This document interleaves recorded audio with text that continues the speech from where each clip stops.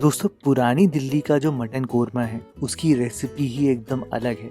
अगर आपने ऑनलाइन जितनी भी रेसिपी देखी है ना मटन कोरमा की, उनसे एकदम अलग रेसिपी है मटन कोरमा बनाने की। इसमें पहले यखनी में मटन को पकाया जाता है और फिर बिरिस्ता और दही डाली जाती है। मसाला भी एकदम अलग है दोस्तों। इस रेसिपी में मैं आपको मसाला भी बताऊंगा और आप एकदम बाजार जैसा एकदम परफेक्ट मटन कोरमा बना पाओगे। कुछ तो आइडिया बताओ क्या क्या डलता है। वो तो उसका डालता है, हम लोग को पता नहीं।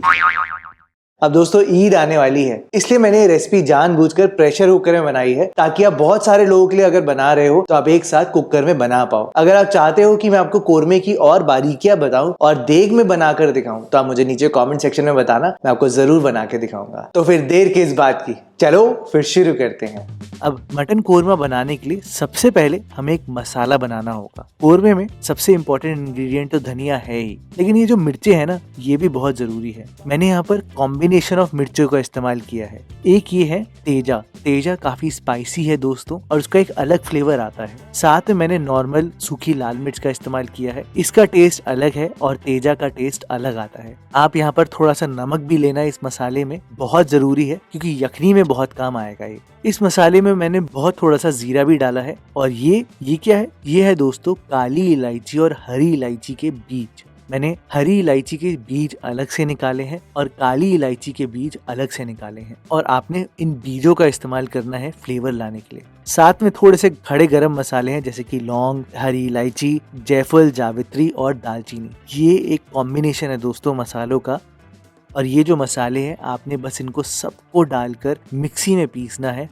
और ये है आपका सिंपल सा कोरमा मसाला। ना कोई अनोखी सी चीज है, ना कोई अलग सी चीज है, घर के ही मसाले हैं। लेकिन इन सिंपल चीजों से दोस्तों बहुत ही अमेजिंग कोरमा बनकर आता है। सच बोल रहा हूँ, आपको बहुत पसंद आएगा। अगर आपका ये मसाला रेडी है तो कोरमे में और ज्यादा कुछ है ही नहीं, बहुत सिंपली आप बना सकते हो। तो अगर मसाला रेडी है तो सबसे पहला काम आप ये करना कि आप बिरिस्ता बना लेना। मैंने यहाँ पर प्याज को ऐसे स्लाइसेस में किया है, पतले पतले, और उनको डीप फ्राई कर लिया है ब्राउन होने तक। और ब्राउन करने के बाद अच्छे से टिश्यू पेपर में निकालने के बाद पहले मैंने इनको ठंडा होने दिया है। और ठंडे प्याज को ही मैंने यहाँ पर दही के साथ मिक्सी में पीस लिया है दोस्तों। और ये है दोस्तों आपकी ग्रेवी का बेस। ये आपने डालना है चिकन कोरमा का बेस बनाने के लिए। अब यखनी बना लेते हैं। तो कुकर में मैंने यहाँ पर सबसे पहले वही तेल लिया है जिसमें मैंने प्याज को तला था और इसमें थोड़ा सा देसी घी डाला है।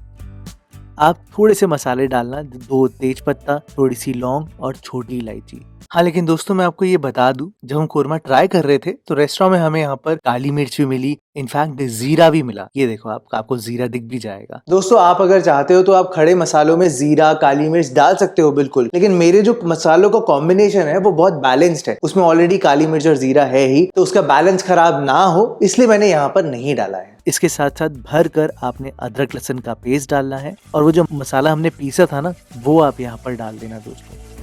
इस मसाले को अदरक लहसुन के साथ थोड़ा सा आपने भुनना है दोस्तों, जब तक कि तेल अलग नहीं हो जाता और ये जो मसाला है ये दानेदार नहीं हो जाता। उस स्टेज तक आपने भुनना है दोस्तों इस मसाले को।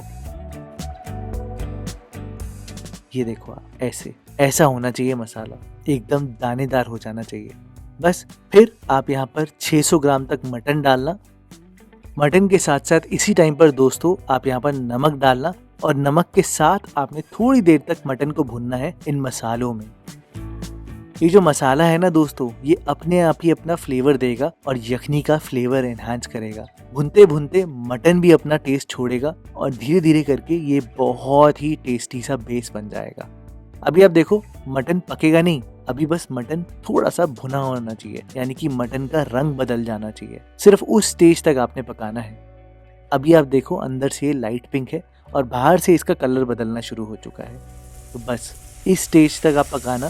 फिर आप यहाँ पर पानी डाल देना और पानी के साथ दोस्तों अब आपने मटन को बॉईल करना है। कुकर में सीटी लगानी है, वो आपके ऊपर है। वैसे डेगची में होता तो मैं बॉईल करता, लेकिन कुकर में आपने सिर्फ यहाँ पर जैसे ही पानी उबलने लग जाए तो आपने ढक्कन लगाना है और 3 सीटी तक आपने पकाना है। इससे मटन अच्छे से पक जाएगा दोस्तों और बिल्कुल अंदर तक मटन के टेस्ट आएगा। अब आप देख रहे हो कि मटन तो लगभग पक ही चुका है और ज्यादा कुछ और है ही नहीं। सच में इतनी सिंपल रेसिपी थी दोस्तों, बस कुछ बातें और रह गई हैं और आप देखना बहुत ही अमेजिंग मटन कोरमा बनकर आएगा। दोस्तों आप जब भी मटन कोरमा खाओ या चिकन कोरमा खाओ तो उसमें आपको दिखेगा कि तेल की क्वांटिटी या घी की क्वांटिटी बहुत ज्यादा होती है। यही तो असली टेस्ट। लो मैंने आपके टेस्ट को निकाल लिया।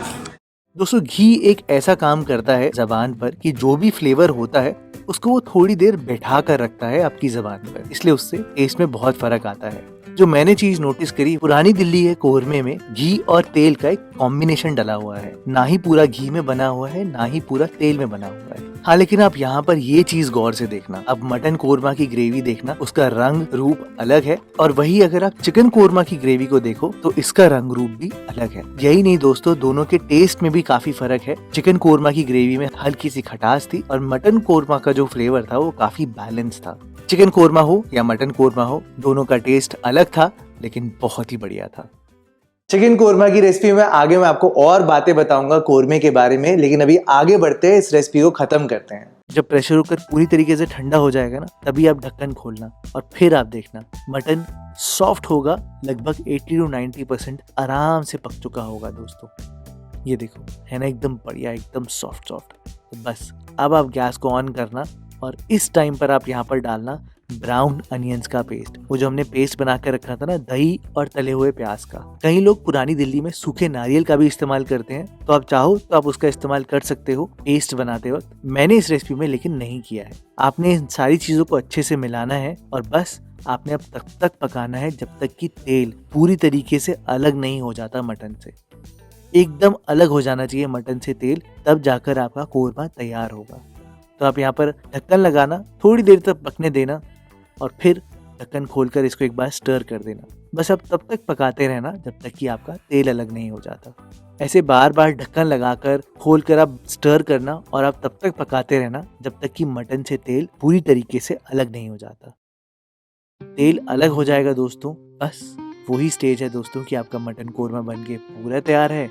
दोस्तों पुरानी दिल्ली के कोरमे में ना ही अदरक के लच्छे, ना ही हरी मिर्च, ना ही हरा धनिया, ना ही हल्दी, ये कुछ भी नहीं डलता है। तो अगर आपको ऑथेंटिक बनाना है तो आप मत डालना। मुझे फ्रेशनेस और इनका फ्लेवर बहुत पसंद है, इसलिए मैंने यहाँ पर डाला है। ये चीजें तो ऑप्शनल है, लेकिन ये जो है केवड़ा वाटर, ये बहुत इंपॉर्टेंट है दोस्तों। आप यहाँ पर केवड़े की बजाय मीठे अतर का इस्तेमाल भी कर सकते हो।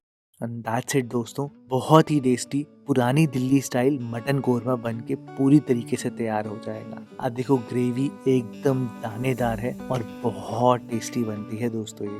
अगर मैं आपको प्लेट में डाल के दिखाऊं तो आप ये देखो, ग्रेवी ऐसी होगी जो सच में आपको याद रहेगी। और मटन इतना सॉफ्ट बना है क्योंकि हमने प्रेशर कुकर में पकाया है ना, तो एकदम हड्डी से अलग होकर आएगा मटन दोस्तों। आप ये बना कर देखना, आपको बहुत पसंद आएगा। दोस्तों कोरमे के बारे में अगर आप और बातें जानते हो, वो भी पुरानी दिल्ली के, तो फिर आप मुझे नीचे कमेंट सेक्शन में जरूर बताना। हाँ लेकिन मैं आपको ये जरूर बोल सकता हूँ कि ये रेसिपी या ऐसी रेसिपीज बनाने में बहुत टाइम लगता है, कई महीनों की मेहनत होती है, किताबें पढ़ी जाती है। ब्रेजिंग को समझा मैंने कोरमे में, इस टेक्निक को समझा और तब जाके ये रेसिपी बनी है। तो इसी बात के लिए आप वीडियो को लाइक जरूर करना और अगर ऐसी ही आप और रेसिपीज देखना चाहते हो तो आप नीचे कॉमेंट सेक्शन में जरूर बताना, मैं जरूर लेकर आऊंगा।